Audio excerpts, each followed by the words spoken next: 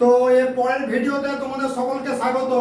আমি আমি গোলকের কিছু অঙ্ক তোমাদেরকে দিয়েছিলাম। তোমরা যদি আগের ভিডিও না দেখে থাকো তো প্লিজ সেটা দেখে এসো, তারপরে এই ভিডিওটা দেখো, তাহলে তোমার সূত্রগুলো কোথা থেকে এসছে বা কি এসছে ভালো বুঝতে পারবা। আর ইউনিট কনভার্সনের সূত্র আমার উপরে লেখাই আছে। তো চলো অঙ্ক শুরু করেছি। আয়তঘনাকার যে টুকরো বলেছে তার আয়তন কত আমি দেখে নেবো। তার আয়তন হচ্ছে তিনটাকে যেহেতু একই ইউনিটে আছে তাই আমাদের কোনো অসুবিধা নাই। 6.6 ইন্টু কত 4.2 ইন্টু 1.4 ডেসিমি তার কিউ। ওকে, এবার যে ছোট আয়তঘনাকার টুকরো করা হচ্ছে তাদের ব্যাস বলেছে যে 2.1। আমি ধরে নিচ্ছি যে n সংখ্যক ছোট টুকরো করা হয়েছে।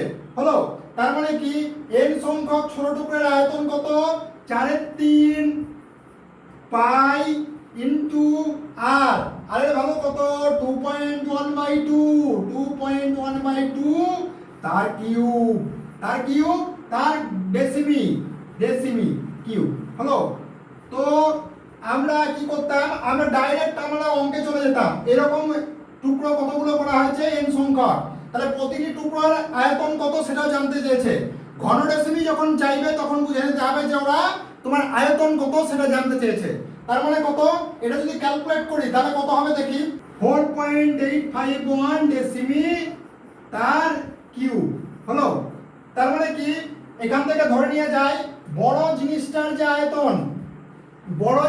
যে আয়তন 6.6 ইন্টু 4.2 ইন্টু 1.4 সমান হচ্ছে n ইন্টু 4.851, মানে হচ্ছে n সংখ্যক ছোট টুকরো করা হয়েছে তার দুটোর আয়তনের সমান।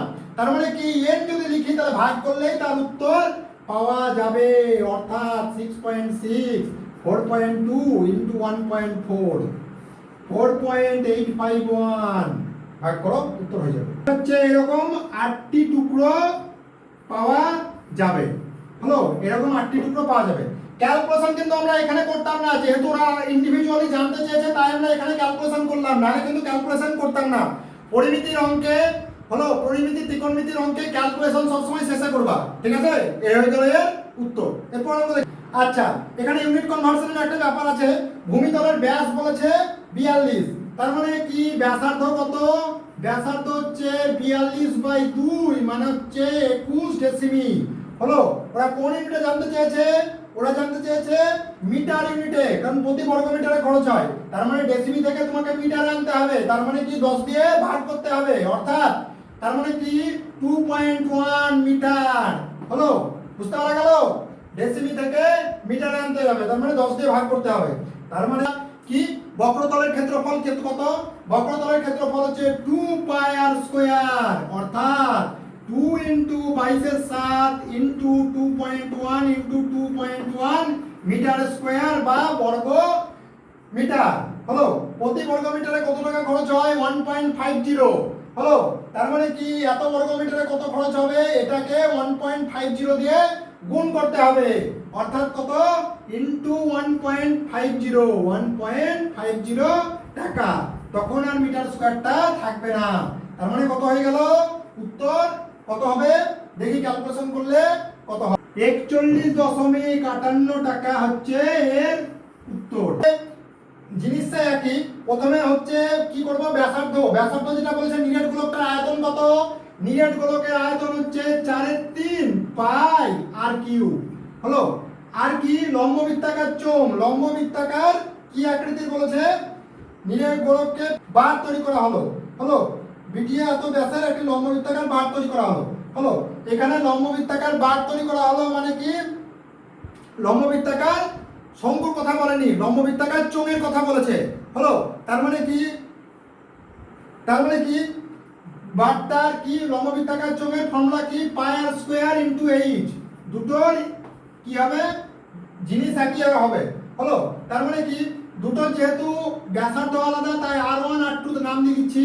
তার মানে কত হবে 4/3 ইনটু পাই ইনটু এখানে কি, এখানে বলেছে যে 4.2 ইনটু 4.2 ইনটু 4.2 পাই, পাইয়ের ভ্যালু পাই হবে, r2 এর ভ্যালু কত R2 ভ্যালু বের করার জন্য তোমাকে কি করতে হবে, ওই ব্যাসটাকে ব্যাসার্ধ করতে হবে।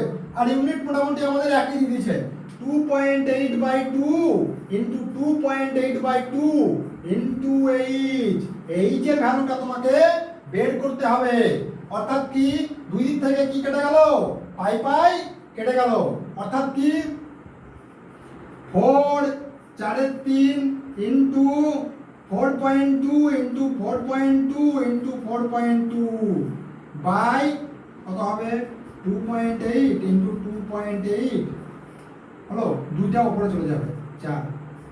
এটা হয়ে গেল এইচ এর ভ্যালু। হলো, এটা হয়ে গেল এইচ এর ভ্যালু। 50.4 ডেসিমিল। 50.4 হচ্ছে কত, ডেসিমিল না, 50.4 সেমি হচ্ছে এর উত্তর। হলো হলো এরপর আমরা দেখেছি যে জিনিসটাকে নিয়েছি, তার যে যে গোলকটাকে নিয়েছি তার ব্যাস হচ্ছে 12 সেমি, তার মানে তার ব্যাসার্ধ 6 সেমি।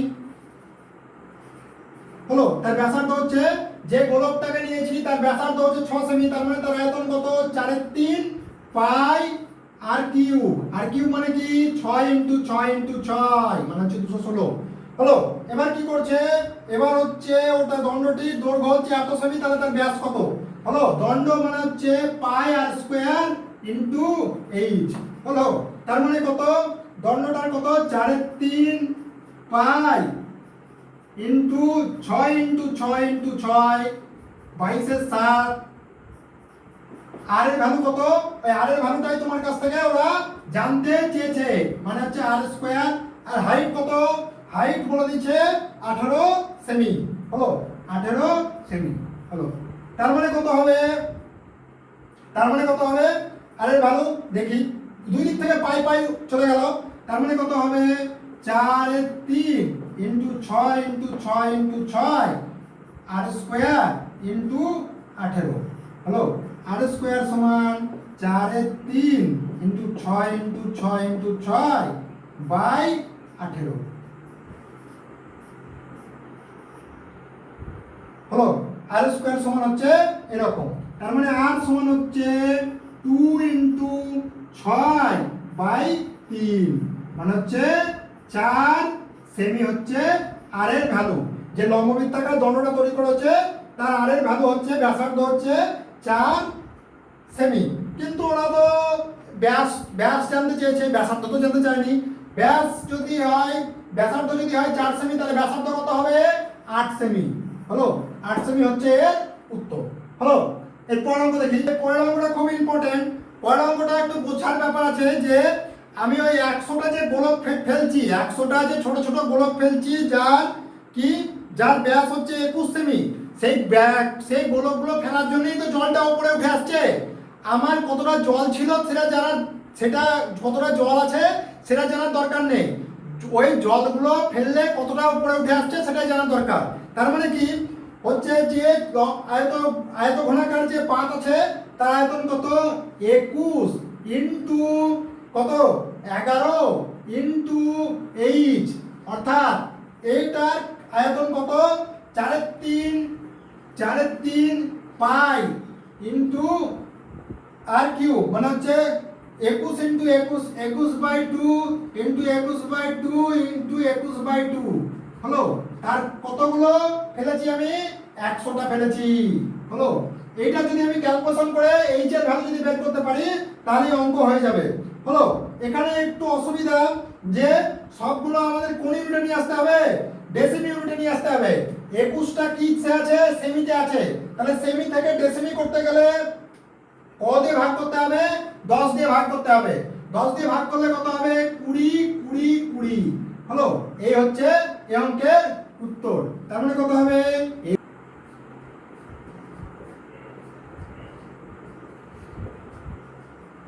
2.1 ডেসিমি করে উঠে আসবে জলতল। হলো, 2.1 ডেসিমি করে 1 ডেসিমি জল উপরে উঠে আসবে। এই ছিল এই অঙ্কের উত্তর। হলো, তার আয়তন বের করে নিবা, তারপরে অঙ্ক হয়ে যাবে। হলো, প্রথমে যে চৌবাচ্চাটাতে ফেলছি সেই চৌবাচ্চাটার আয়তন বের করে নিবা, বাকি যে 100টা বল ফেলছি তার আয়তন বের করে নিবা, দুটোকে সমান করে দিবা, তাহলে অঙ্ক হয়ে যাবে এরকম ভাবে। হলো, এরপর অঙ্ক দেখি। লম্ববৃত্তাকার চোঙ। হলো, লম্ববৃত্তাকার চোঙ আর কি বলছে, গোলকের বক্রতলের ক্ষেত্রফল সমান। লম্ব বৃত্তাকার চোঙের বক্রতলের ক্ষেত্রফলের ফর্মুলা কি? লম্ব বৃত্তাকার চোঙের বক্রতলের ক্ষেত্রফলের ফর্মুলা হচ্ছে 2πr/h সমান হচ্ছে কি বলছে, গোলকের বক্রতলের ক্ষেত্রফল সমান, গোলকের বক্রতলের ক্ষেত্রফলের সমান কি 4πr² হলো, r1² হলো। তার মানে কি হলো, এখান থেকে কি বলছে, যদি চোঙ ও গোলকের ব্যাসার্ধ সমান হয়, অর্থাৎ কি r আর r1 সমান, অর্থাৎ 2πr/h সমান হচ্ছে 4πr² হলো। অর্থাৎ কি লিখতে পারি এখান থেকে, 2π কেটে গেল, 2π কেটে গেলে কত হবে, 2πr কেটে গেল, 2πr যদি কেটে যায় তাহলে কি লেখা যায়, h সমান 2r হলো, h সমান কি লেখা যায় 2r। অর্থাৎ কি এখান থেকে কি বলেছে, লম্ব বৃত্তাকার চোঙ ও গোলকের তার মানে কি তার ঘনফলের অনুপাত হচ্ছে 3:1 হলো। লম্ব বৃত্তাকার চোঙের কি আয়তনের ফর্মুলা কি, πr² ইজ টু কি বলেছে, গোলকের আয়তনের ফর্মুলা কি 4/3 πr³ হলো। এই সমান কি লিখে দেবো, এই সমান লিখে দেবো 2r πr², h এর ভ্যালু কত 2r ইজ টু 4/3 πr³ অর্থাৎ কি 2πr³ সমান 4/3 πr³ হলো। তার মানে কি 2πr³ সমান হচ্ছে 1:2/3 হলো। এই হয়ে গেল কাটাকাটি, প্রতি 3 দিয়ে গুণ করছি, 3:2 হচ্ছে তার অনুপাত হয়ে যাবে হলো। এই হচ্ছে এরকম ভাবে 3:2 অনুপাত হয়ে যাবে হলো। এরপর আমরা দেখি সহজ অঙ্ক। প্রথমে দেখে নেব সবগুলো একই ইউনিটে আছে কিনা, সবই একই ইউনিটে আছে। লম্ব বৃত্তাকার যে দণ্ড আছে তার আয়তন কত, πr²h সমান হচ্ছে যে কয়টি, মানে হচ্ছে আমি ধরে নিই n সংখ্যক গোলক তৈরি করা যাবে তার আয়তন এত, তার মানে কত, দুই দিক থেকে পাই কেটে গেল, পাই কেটে গেলে কত হলো r²h সমান, যেহেতু দুটোর কি ব্যাস আলাদা আলাদা, তাই তোমাকে একটা যদি তুমি r1 ধরো আর একটাকে তোমাকে r2 ধরে নিতে হবে, তাই r1h সমান হচ্ছে n × 4/3 r2 তার কিউব। তার মানে কি r1 এর ভ্যালু কত, r1 এর ভ্যালু হচ্ছে 2 সেমি বলেছে, মানে হচ্ছে ব্যাসার্ধ যদি 4 সেমি হয় তাহলে ব্যাস যদি 4 সেমি হয় তাহলে ব্যাসার্ধ হচ্ছে 2 সেমি, মানে হচ্ছে 2 × 2, h কত, h হচ্ছে 36 সেমি, 36 সমান হচ্ছে 4/3 ইনটু কত কি বলেছে 4/3 ইনটু 6 সেমি ব্যাসে, 6 সেমি মানে কি 6/2 ইনটু 6/2 হলো, ইনটু 6/2 কতগুলো করা যাবে, n সংখ্যক করা যাবে হলো। এই দুটোকে যদি আমি ক্যালকুলেশন করে নিতে পারি তাহলে অঙ্ক হয়ে যাবে হলো। তার মানে কি 2 2 কেটে 4 4 কেটে গেল, 36 কত কেটে গেল, 6 6 কেটে গেল, তার মানে কত n সমান 4টি গোলক তৈরি করা যাবে। এই ছিল আমাদের এই চ্যাপ্টারের অঙ্ক। মোটামুটি আমাদের এই রকম ধরনের তুমি যদি অঙ্ক করে যাও তোমার গোলক সম্বন্ধীয় কোনো অঙ্ক আটকাবে বলে আমার মনে হয় না, শুধু ফর্মুলা পুট আর কিছু না, ঠিক আছে।